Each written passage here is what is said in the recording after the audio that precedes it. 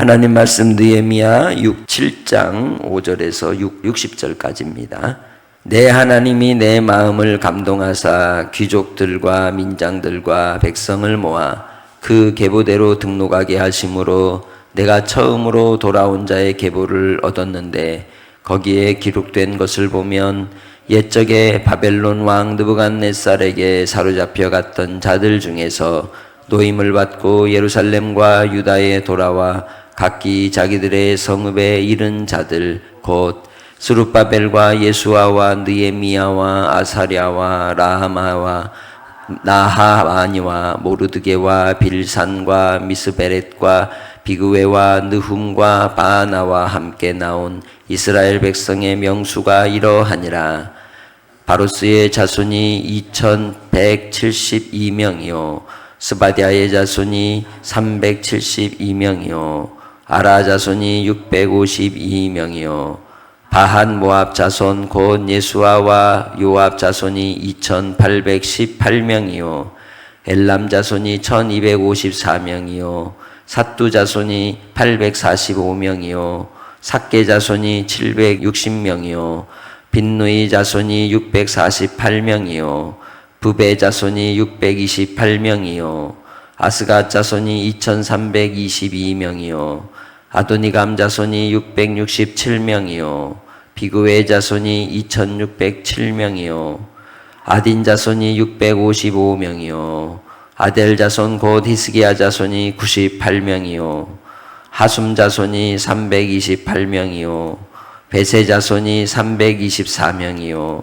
하립 자손이 102명이요 기브온 사람이 95명이요 베들레헴과 느도바 사람이 188명이요 아나돗 사람이 128명이요 베스아마 사람이 42명이요 기럇여아림과 그비라와 브에롯 사람이 743명이요 라마와 게바 사람이 621명이요 믹마스 사람이 122명이요 베델과 아이 사람이 123명이요 기타 느보 사람이 52명이요 기타 엘람 자손이 1254명이요 하림 자손이 320명이요 여리고 사람이 345명이요 루도와 하딧과 오노 자손이 721명이요 스나 자손이 3930명이었느니라.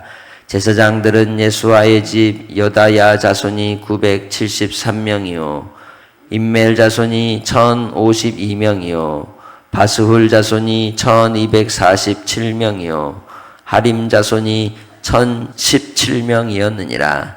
레위 사람들은 호드야 자손 곧 예수아와 간미엘 자손이 74명이요 노래하는 자들은 아삽 자손이 148명이요 문지기들은 살룸 자손과 아델 자손과 달문 자손과 악굽 자손과 하디다 자손과 소베 자손이 모두 138명이었느니라.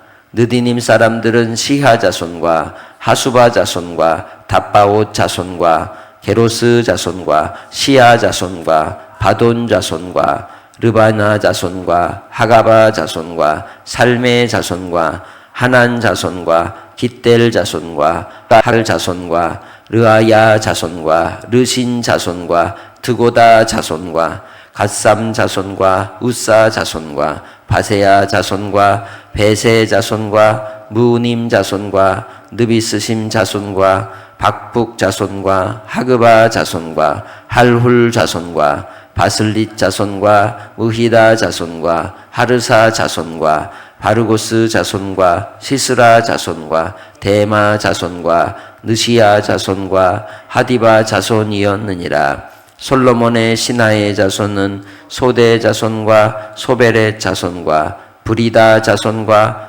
아얄라 자손과 다르곤 자손과 깃델 자손과 스바디아 자손과 핫딜 자손과 보게렛 하스바임 자손과 아몬 자손이니 모든 느디님 사람과 솔로몬의 신하의 자손이 392명이었느니라.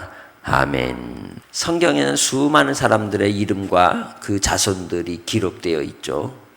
그저 이름 그 몇 글자로 그들의 인생이 다 표현되어 있습니다. 그 많은 사람들이 기록된 이 성경의 말씀을 통하여 오늘 우리에게 주시는 교훈이 무엇일까요? 분명 우리는 성경을 말씀할 때 1.1획도 떨어지지 아니하리라 하셨습니다. 그 1.1획 가운데 바로 한 사람 한 사람들이 또한 기록이 되어 있는 것이죠. 이들은 예루살렘에 성전을 세우고 성벽을 짓고 그리고 예루살렘에 거주하는 역사적 인물들의 명단과 그 자손들입니다. 이 느헤미야는 이 사람들의 인구 조사를 하는 이유가 예루살렘에 정착하고 또 생활할 수 있는 사람들을 뽑기 위한 작업이었던 겁니다. 다윗의 시대나 그곳이 살기 좋은 곳이었고 그리고 번영과 부강함을 누리는 자리였지만 하나님께 배반하여 아수르와 바빌로니아의 포로가 되고 멸망한 이후에는 그곳은 들짐승들이 기거하는 곳이 되었고 그리고 위험하고 무서운 그러한 상황으로 바뀐 땅이었습니다. 그러기에 백성들이 그곳에 마음 놓고 들어갈 수가 없었던 것이죠. 그러나 이제 성벽을 재건하고 그곳을 다시금 사람들이 살만한 곳으로 바꾸어 정착시키기 위한 작업을 하게 되는 겁니다. 예루살렘의 성벽을 완공하는 일은 바로 끝난 일이 아니었던 겁니다. 그렇기에 사람들이 그곳에 거주해야 했고 또한 예루살렘을 지켜야 했던 것이죠.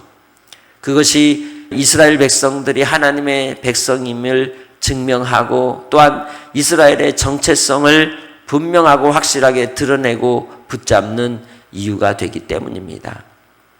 그래서 느헤미야는 인구조사를 통하여 이제 이 포로 귀환의 때에 돌아왔던 백성들, 그들의 일목요연한 명단들을 통해 하나님께서 이들을 통해 어떤 일들을 할 것인지 모든 조직을 배치하고 이루는 일을 감행하게 되는 것입니다. 느헤미야 7장에도 포로 귀환 명단이 기록되어 있습니다. 이것은 에스라서 2장과 중복이 되는 내용이죠. 원래 구약 성경은 에스라서와 느헤미야서가 한 권으로 되어 있습니다.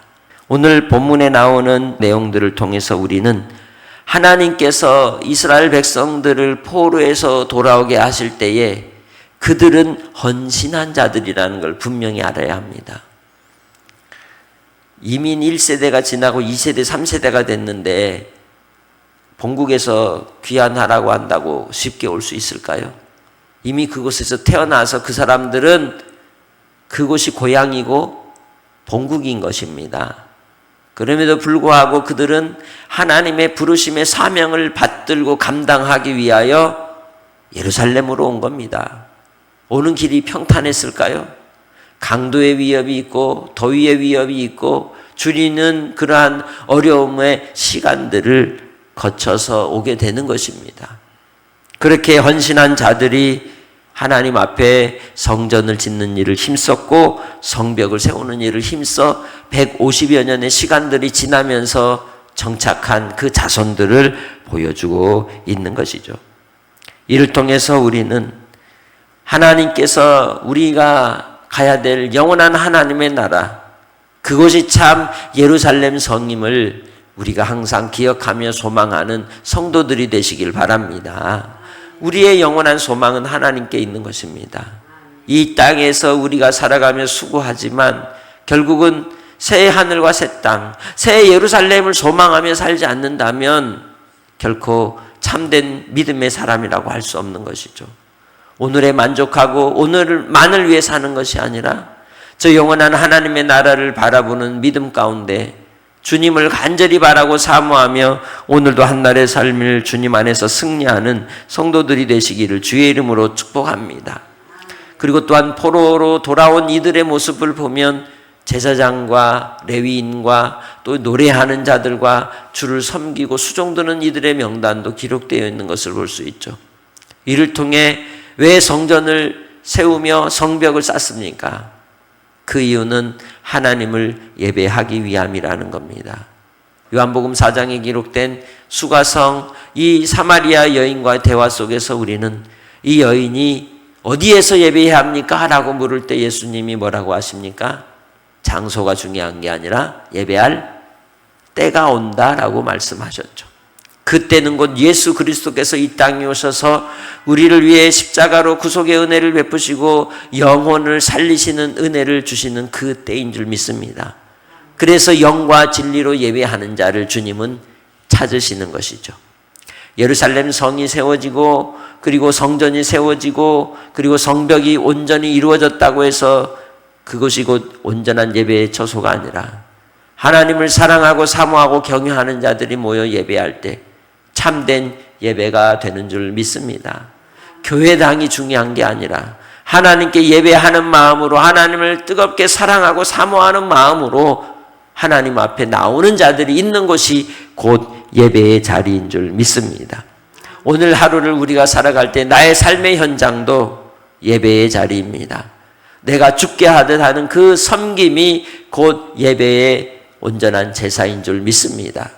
오늘 하루를 주님 안에서 살아갈 때에 본문에 기록된 인물들의 명단처럼 그리고 그 자손의 이름처럼 여러분의 이름이 하나님 앞에 기억된 바 되도록 오늘 하루가 하나님이 기뻐하시는 삶으로 우리 자신을 드리기를 힘써 하나님의 선하시고 기뻐하시고 온전하신 뜻을 분별하여 우리 자신을 드리기에 힘쓰는 복된 한 날로 살아가시기를 주님의 이름으로 축복합니다.